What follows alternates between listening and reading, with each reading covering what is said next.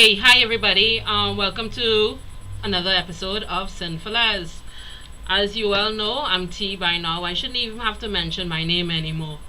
Guys, I'm going to do this a little differently since this is a week before my 30th episode. But and I've gotten accustomed to a rhythm, and I think so have you, that we're going to do spotlight on film, because I'm decided to make this more well-rounded than it has been in the past, because I have a vast amount of information and I haven't really been giving you all, the juice per se. So I'm going to spotlight one or two films that I hear about on the pipeline, of course. And then I'm going to do something on web series, because web series is a big part of PNT TV. And best and last of all is all the gossip, all the NSFW that you can want, all the behind the scenes news and stuff like that. Just general tits and bits. Not really gossip. Well, kind of gossip, but run of the mill lesbian news in entertainment. Okay, so let's get started. First, to begin with, for all you people who, or should I say all you non-Americans who happen to know what this weekend is, it started on Thursday, but it is the 21st annual production or presentation of Club Skirt's The Diner. And sorry, the diner. My God, I'm pronouncing it probably badly. Anyway, it kicked off on Thursday in Palm Springs, of course. And for those of you all who happen not to know what it is, so that you all can get your asses there next year, hopefully, I will be putting a promotional video below on my page as usual. Okay, very well. And of course the link, so that you can book your tickets beforehand, because they're sold out. And right now I think the white party is going on, so hey. Okay, spotlight on film now. I have two films I have to talk about. One is a documentary called Misrepresentation, and it's all these lesbians, celebrity friends of lesbians and gays and bisexuals, but what it is really, it's all the misrepresentation that we've had about female representation on media sites, whether it's in net, whether it's television, whether it's on movies, and they all put it in this documentary called Misrepresentation. I will of course do everything that I usually do, link, video, and give you a full detail of it below. Okay, I saw the preview for it. It's gonna blow your mind, because for all you feminists out there, for the non-feminists who just have some respect for yourself, it's a must-see. Okay, all right. The film of the week is a French film, and it's called Gigolo. And it's adapted from the director and screenwriter Laurie Carpentier, based on her own novel that she first published in 1972 and was immediately banned, but she couldn't republish it until 2002, I think. 2002, 2004, I'm not sure, but I will give you the proper year below. I think it's 2002. Anyway, Um, it's an outrageous film. In fact, The Guardian has quoted it as saying it's a steamy ride through the lesbian underworld of 60s Paris.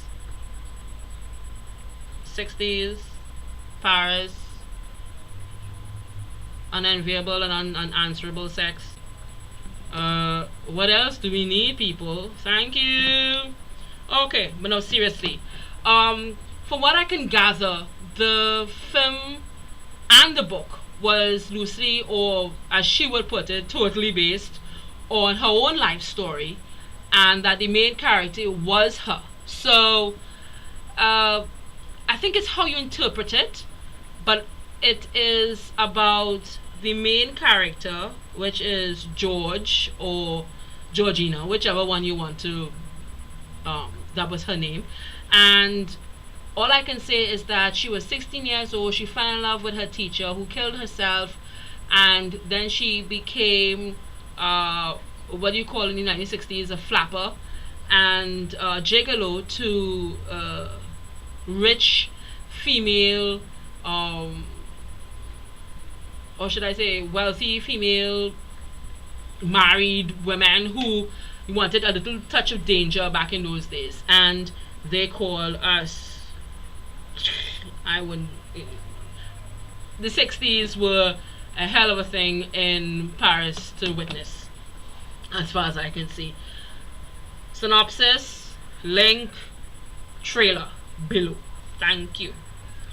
Okay, so web series now. There is a new web series coming out on the 15th of April, and I am trying my utmost best to see if I can get it for you. It's called Let's Be Proud. It's based on two couples, and they're looking for a third single lady. But it's based on two couples, and it's a reality series. Two couples are Debbie and Dawn, and Christy and Lauren, one of which Debbie is the creator, or as what I can see, the creator of the whole idea and the whole series itself. Anyway, on their page, on their website, they have an ad looking for auditions for the fifth member of the series, and how they describe the third person is hilarious. You have to watch it. The link will be below, and you would get to find out all about the ladies and everything at their website. So as I said, the link and everything will be there, but it looks really promising. I think it's and what's even more interesting is that these couples are based not in Los Angeles, not in New York, right on the Bible Belt of Texas, in Houston, and Austin. Austin, I think, I'm not too sure. I think it's Houston, but I know it's definitely on the Bible Belt. And very accomplished. It's based on. I think one of the couples will be getting married. That's their journey, and the other, I'm not too sure what they will. But I think they're just following their lives and what that entails. But I've read the bios of all four ladies, and it's quite interesting. I mean, even more interesting so than the real L word. And I think this is the web's answer to the real L word. And for all you ladies who were crying off a diversification and about the ethnicity of the ladies from the real L word, just take a look at this, because I think you can pipe down after you've looked at this. No, it doesn't have an Afro-American, but it does have an Asian and a Spanish, but just go look, and we're getting closer. We're getting closer. All right. What else? Oh, news, people, on the news. I know last week I spoke about the Wonder Woman's costume, and you will be glad to know that they got footage of Wonder Woman in action running around in Hollywood, and I think this is the first time that the television show has really heeded what people, their fans, what people were saying on the, on the media sites and stuff like that, because check her outfit. I mean, it is quite a difference. I mean, check it. Different, isn't it? I mean, it's we couldn't get rid of the bustier, but at least now with those leggings we can see, and the boots, we can see that she could run behind some bad guys and lick them down. You know what I'm saying? So an improvement, not the best, but getting better. Sad news, people, sad news. For all you skins lovers, co-creator and writer Jamie Brittain has decided to leave the series that he started, and that's all I have to say. He's leaving. I mean, he is left. So series 5 will finish with his 2 other head writers and stuff like that, and which I'll name below. But sad.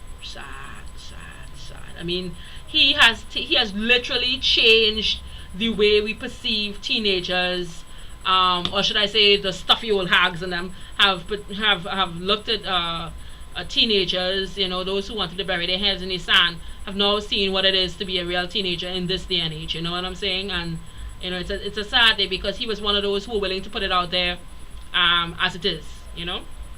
Also, on White Collar, for all those of you all who watch the show, the USA show on White Collar, called White Collar, finally, after 2 seasons of pure mentioning that what you call it again, Diana's girlfriend, she had a girlfriend, she'd over, I was beginning to think that it was a part of her imagination. So it is a delight to learn that Moran Elias, hello, have you seen that woman? Just in case you haven't seen that woman, there will be a picture below on my page of her. She will play Debbie's girlfriend Christy in episode 3 of the new series, the third series. So look out for that. And lastly, Walt Disney Pixar new film, new animated film, Brave. Finally, after how many stories, we finally have a heroine. Yep, not a hero, a heroine. A not heroine to snort. You understand? We finally have her, and yes, they're tooting the horn and saying that there's a female director attached to the project, but alas, when I dug a little deeper, I found out that indeed that's not the case, and that yes, she was originally supposed to direct the film, but that Brenda Chapman, who was the first woman ever to direct animated film, which she did with Prince of Egypt, she left the project last October, so she is no longer attached to the project. But Pixar has decided to leave her name as co-director, even though what's his name? Who is directing it now? Oh yeah, Mark Andrews has taken over. He is the guy who did One Man Band, who was nominated for Academy Award or something like that. Right, he has taken over. So, and for all, it was originally called The Bear and the Bow, but it's now been redone. It's called Brave, the Brave. So the Brave or Brave? Brave. So let's look out for that. I have preliminary pictures of that, which is below. So it's looking kick-ass. And that is it, ladies and ladies and ladies. I hope you have enjoyed this last episode. Next week is, of course, my 30th episode, so that's a good thing. So have a good week, ladies. The links, of course, are on PNT TV, on P2, sorry. So 3 links. Enjoy yourselves, and if anybody wants any television series, or happen to have any couple ships that they want me to do, or stories that they would like to be posted on PNT TV, do not hesitate. You can leave a message for me on P2 or on my page on Cin4Lez. Wherever you feel you want to leave a message, you can do so. Okay, so have a great week, and I'll see you next week. Bye bye. Break it down, go break it down. Pick up a heartbeat, break it down, go break it down. Pick up a heartbeat, break it down, go break it down. Oh, oh, oh, oh. In the day she is texting me all up while my mind is thinking about flexing, but I reply with smiles. I'm having dreams of her.